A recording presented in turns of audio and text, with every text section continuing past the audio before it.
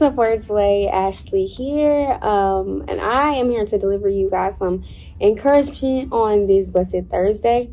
I wanted to start in First Kings, and there's a story that I absolutely love.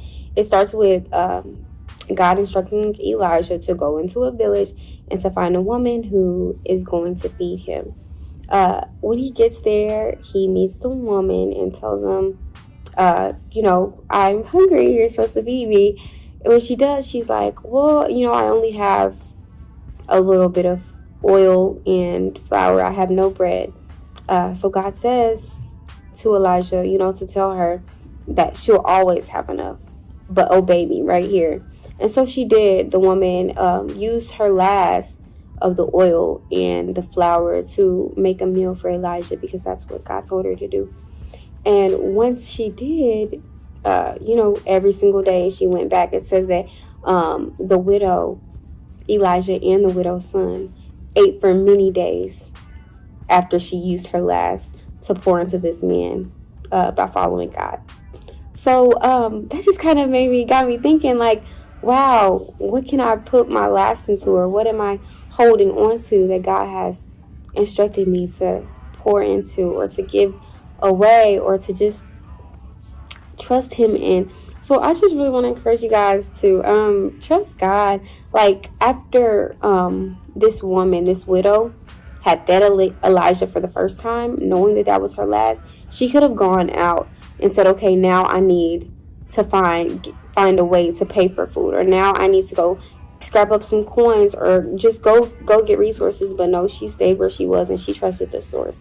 God told her that if you feed her this one time, you will always have enough.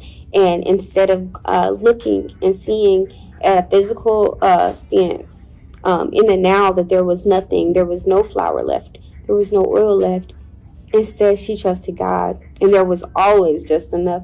So I don't know what your flour and oil is. Maybe that's your finances, maybe that's your faith, maybe it's your confidence. Just trust God to provide always just enough to get you through whatever you need, even when it looks like there's nothing. Even if your well has run dry, trust God to pour into it.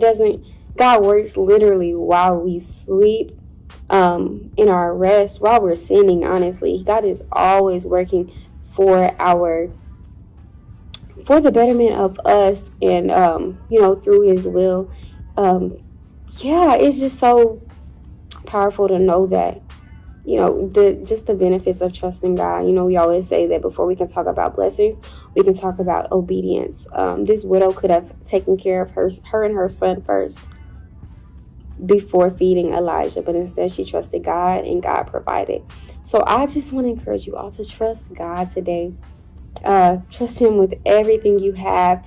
And I know that sometimes I feel like, we have things that we don't realize are maybe a stressor or a trigger in our lives. But know that God can put words behind our grumbles and our sighing. And he already has provision, protection, and a plan for you. I love you. Thank you for joining me, and I hope you all